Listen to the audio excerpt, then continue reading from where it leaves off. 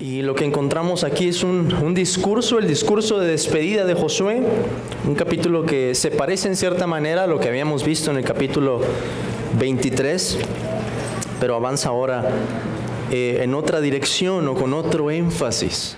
Josué nos enseña aquí una palabra clave, una realidad fundamental en la vida de los creyentes, algo que tenía que quedar bien grabado en la memoria del pueblo en ese momento, si es que querían permanecer con esa tierra, pero algo que debería quedar también bien grabado en la memoria del cristiano.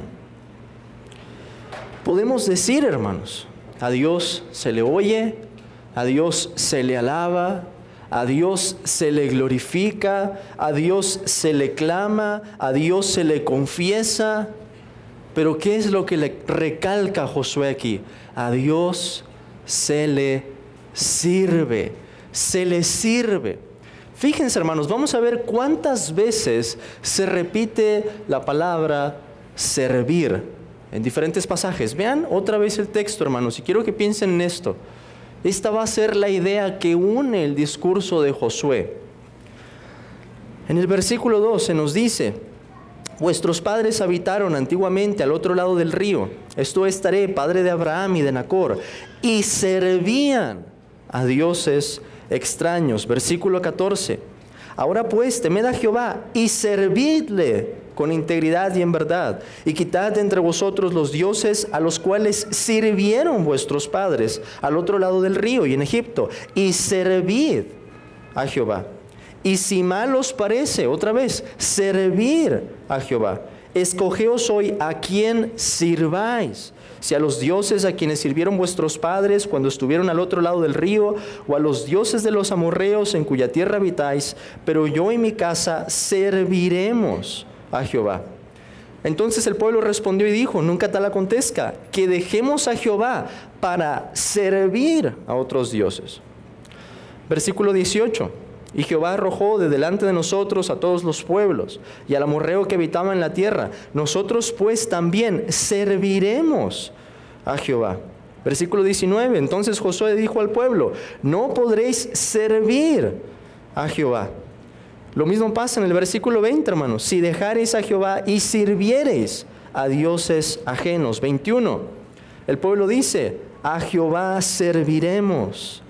22, vosotros sois testigos contra vosotros mismos de que habéis elegido a Jehová para servirle. Versículo 24, por último, el pueblo respondió a Josué: a Jehová nuestro Dios serviremos y a su voz obedeceremos. ¿Cómo podemos resumir entonces la idea de Josué 24? Servid a Jehová, un mandato, un llamado para servir al Señor. Y para recapitular, hermanos, lo que hemos visto en el libro de Josué. Recuerden, tenemos 4 partes en el libro de Josué.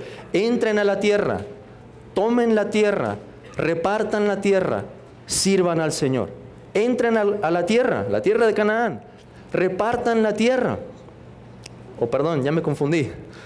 Entren a la tierra, tomen la tierra, segundo lugar, repartan la tierra, tercer lugar, y por último, sirvan al Señor. Si servían al Señor, se iban a quedar con la tierra. Si no servían al Señor, Dios incluso amenaza con expulsarlos de esa tierra al exilio. Así que vamos a pensar en esta idea del servicio, hermanos. Pero antes de eso, piensen en la estructura del discurso. ¿Con qué es con lo que comienza Josué? No dice que sirvamos al Señor hasta el versículo 14. Se reserva ese verbo en imperativo hasta el versículo 14. ¿Cómo comienza? Comienza hablando de 3 cosas. En primer lugar, cómo Dios escogió a Abraham y le dio la promesa. En segundo lugar, cómo Dios sacó a Israel de Egipto. Y en tercer lugar, cómo es que los trajo y permitió que pasaran a la tierra. 3 eventos. ¿Qué es lo que está haciendo Josué? Josué está resumiendo las obras de Dios. Hermanos, esto es parte del Evangelio del Antiguo Testamento. Antes de decir un mandamiento, Josué le recuerda al pueblo: ¿qué es lo que Dios ha hecho a favor de ustedes? Recuerden, Josué le dice al pueblo, Dios escogió a nuestro padre Abraham cuando sus antepasados estaban sirviendo a dioses extraños, inclinándose a las piedras, inclinándose a los astros. ¿Y qué es lo que pasó? El Señor escogió su descendencia. La promesa pasó a Isaac, versículo 4. La promesa pasó a Jacob y sus hijos descendieron a Egipto. Segundo lugar, ¿qué es lo que Dios hace cuando el pueblo estaba como esclavo en Egipto? Versículo 5. Yo envié a Moisés y a Aarón y herí a Egipto conforme a lo que hice en medio de él. Y después os saqué. Saqué a vuestros padres de Egipto, y cuando llegaron al mar, los egipcios siguieron a vuestros padres hasta el mar Rojo con carros y caballería. ¿Y qué es lo que pasó? Ellos clamaron, el Señor cubrió con los mares y destruyó al ejército. En tercer lugar, el paso a Canaán. Vean el versículo 11.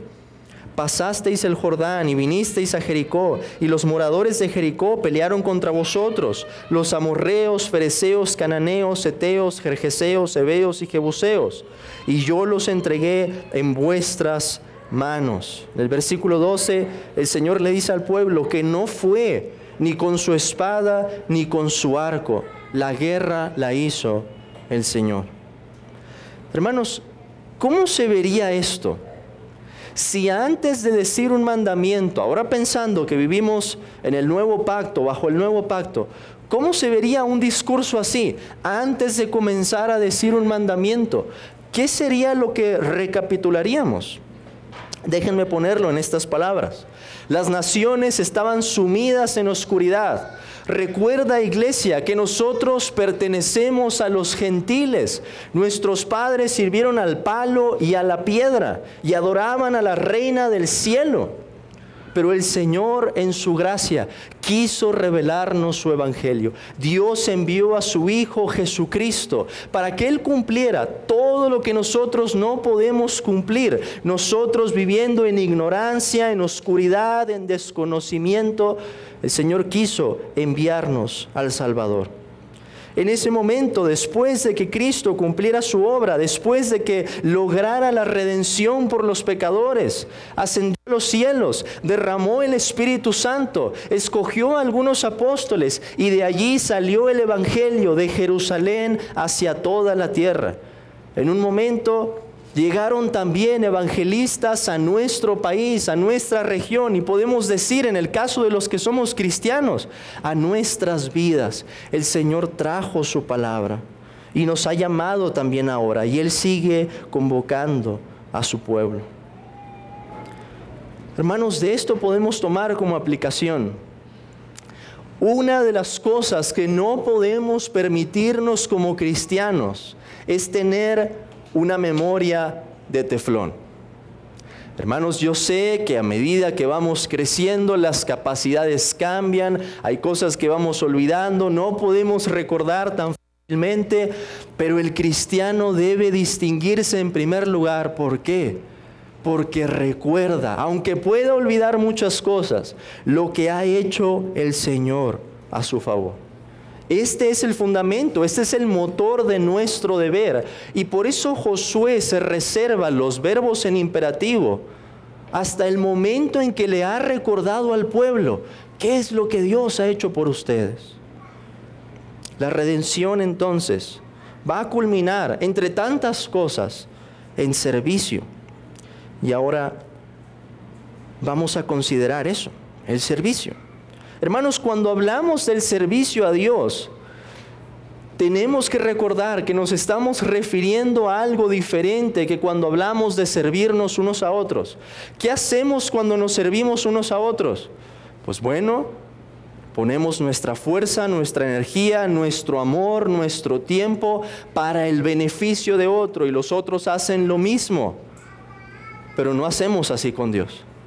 No podemos agregar nada a Dios. No hay un beneficio que podamos entregar a Dios. Cuando utilizamos la palabra servicio en referencia a Dios, ¿qué estamos diciendo? Que nosotros somos los vasallos, que Él es el Rey.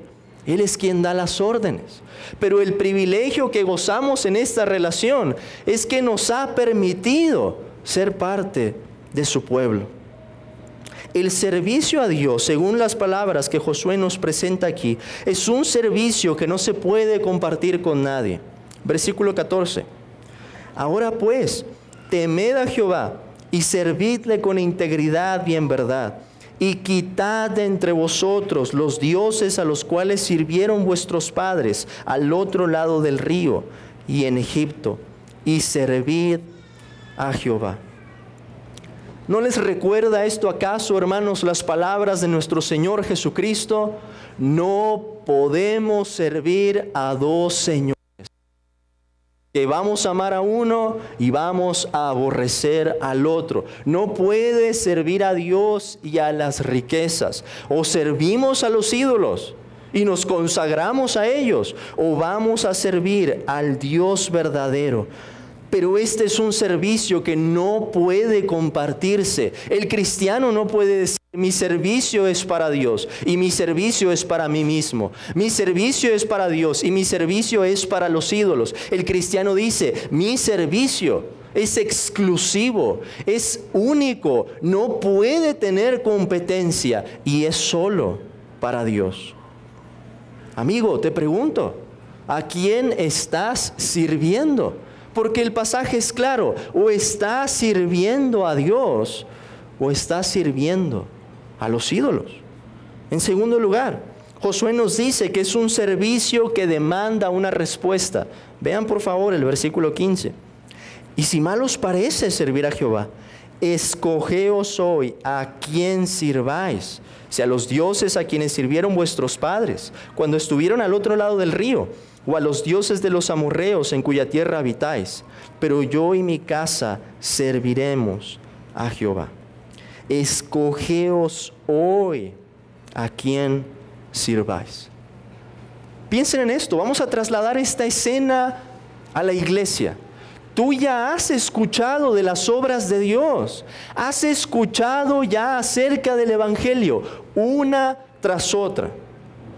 ¿Qué es lo que tienes que hacer? Hay una responsabilidad, hay una respuesta que Dios está demandando de ti. Escoge hoy, no mañana, no después, no saliendo de la iglesia. Hay una urgencia aquí. Escoge hoy a quién vas a servir. Y tú puedes decir: hermano, pero yo he escuchado que hay una elección incondicional de Dios. ¿Y qué tal? Dios no me escogió y esa es la razón por la que no lo he escogido. Necio, entiende, tienes que alejarte de esa pasividad. Escoge hoy a quién vas a servir. La razón, si tú dices: he escogido al Señor, tú sabes la respuesta. Fue esta palabra la que te ha dado vida. Fue el momento en que escuchaste esa palabra: escoge hoy a quién vas a servir. Y tú dijiste: yo voy a servir a Cristo, que recibiste vida. Es cierto, hay personas que enfatizan tanto en una decisión, en levantar la mano, que caen en otro extremo. Pero no podemos olvidar, cuando estamos hablando de la conversión, hay una elección de por medio. Y tienes que tomar esa decisión. Si no estás sirviendo a Cristo hasta el día de hoy, tienes que decir: yo quiero servirlo, yo voy a servirlo. ¿Cómo crees que se va a ver la fe y el arrepentimiento? Así: voy a apartarme de los ídolos y voy a servir a Cristo. Es un servicio que demanda una respuesta. No podemos tolerar la pasividad, y menos cuando la gran mayoría de los que están aquí ya tienen un buen conocimiento de lo que es el Evangelio. Ya entienden que no podemos ser salvos por las obras. Ya han entendido que la única manera en que podemos ser salvos es por Jesucristo y nadie más. Escoge hoy, amigo mío, a quién vas a servir. ¿Te parece mal servir a Cristo? No lo sigas entonces, pero no te estés engañando y no estés pasivo aquí, porque si no vas a estar acumulando condenación. En tercer lugar, es un servicio en el que hay que considerar bien el costo. Vean el versículo 19, por favor. Entonces Josué dijo al pueblo: no podréis servir a Jehová. ¿Cómo? ¿Cómo es esto? A ver, primero Josué les dice, escojan hoy a quién van a servir. Hay que servir al Señor. El pueblo le dice que sí. Versículo 16. Nunca tal acontezca que dejemos a Jehová para servir a otros dioses. Y el pueblo da una respuesta amplia diciendo allí, lo vamos a servir. Él fue el que nos libró, Él es el que nos ha salvado. Y esperaríamos tal vez que Josué dijera, amén. Y se termina el discurso. Pero no es lo que dice. Josué agrega esas palabras. Entonces Josué dijo al pueblo, no podréis servir a Jehová, porque Él es Dios santo y Dios celoso. No sufrirá vuestras rebeliones y vuestros pecados. ¿Pero cómo? Si a Moisés el Señor le dijo que Él es clemente y misericordioso, tardo para la ira, que perdona el pecado, la iniquidad, la rebelión. ¿Y ahora Josué está dando otro mensaje? No. ¿Qué es lo que está pasando aquí? Josué les está diciendo en otras palabras, ok, ustedes están comprometiendo, están jurando que van a servir al Señor, pero piensen bien en las palabras que están diciendo. Porque Dios no es como los ídolos. Porque Dios es santo. Porque Dios es celoso. Porque si ustedes dicen que lo van a servir, pero viven en pecado, Él los va a expulsar de esta tierra de Canaán. Josué, hermanos, está poniendo el costo delante de ellos. Está diciendo como nuestro Señor Jesucristo, cuando un hombre se sienta y va a construir algo, tiene que pensar primero, tiene que calcular el costo, tiene que hacer cuentas. ¿Cuánto va a costar edificar esto? Lo mismo tenemos aquí en el Antiguo Testamento. Tienes que considerar bien el costo. Este no es cualquier servicio, porque no estamos hablando de un ídolo. Josué es claro. No se trata de los dioses de Taré, no se trata de los dioses de los amorreos que permitían toda clase de pecado. Este es diferente. Se trata del único Dios verdadero. Por eso Josué les deja esta advertencia. Y lo mismo podemos decir hoy, en esta mañana para ti. Has entendido tal vez el Evangelio y tú dices, yo quiero seguir al Señor. Ahora te invito, piensa en el costo. Cristo demanda todo. Cristo dice que el que no renuncia a todo lo que posee no puede ser su discípulo. Cristo dice que el que toma el arado y mira hacia atrás no es apto para el reino de Dios. Pero ese costo debe de hacerte ver con mayor claridad lo precioso que es Cristo, lo digno que es Él, lo grande que es Él, porque ¿quién más puede demandar algo así? Sino Dios, quien te promete al mismo tiempo el perdón de tus pecados, la vida eterna y la comunión con Él. Con esto Josué termina su discurso. La idea clave: sirvan al Señor, al Dios que ha hecho pacto con nosotros. Como vamos a ver en lo sucesivo y lo que encontramos en los libros históricos de Israel, ¿qué fue lo que pasó? El pueblo, nos dice al final el libro de Josué, sirvió Israel a Jehová todo el tiempo de Josué y todo el tiempo de los ancianos que sobrevivieron a Josué y que sabían todas las obras que Jehová había hecho por Israel. ¿Qué vamos a encontrar después? La caída del pueblo. Pero hermanos, en algún momento, vean por favor este último detalle para terminar. Cuando se nos habla de la muerte de Josué, se nos dice, versículo 29, después de estas cosas murió Josué hijo de Nun, siervo de Jehová, siendo de 110 años. Le sepultaron en su heredad. Y al final, en el versículo 33, se nos dice, también murió Eleazar hijo de Aarón, y lo enterraron en el collado de Finés su hijo. Ok, hay un detalle importante aquí. De Josué no se nos habla de un hijo. De Josué no se nos habla de un sucesor. De Moisés hubo un sucesor, Josué. De Josué parece que no va a haber nadie. De Eleazar va a haber alguien, su propio hijo. Pero de Josué no. ¿Y qué nos va a decir el libro de Jueces después? Que no había rey, cada uno hacía lo que bien le parecía. Porque, hermanos, esto nos está anticipando al día en que Dios iba a levantar al rey por encima de todo. Al rey que iba a venir de la descendencia de Judá, al Hijo de David, a nuestro Señor Jesucristo. Pensando en esto, bien podríamos apropiar todo el discurso que Josué ha dicho y ponerlo en la boca de nuestro Señor Jesús, para tomarlo a pecho y decir: en el nuevo pacto, Dios nos sigue llamando de la misma manera, con ese celo, con esa gracia, con ese amor, para que nuestro servicio sea exclusivo a Él. Hermanos, pensemos en esta mañana, ¿cómo hemos estado sirviendo al Señor? Hemos entregado nuestro corazón, estamos entregando nuestra porción, y esta es la parte en la que nos sentimos exhortados. O quizá estamos entregando migajas, un servicio pobre, un servicio que no corresponde a las grandes obras que Dios ha hecho por nosotros.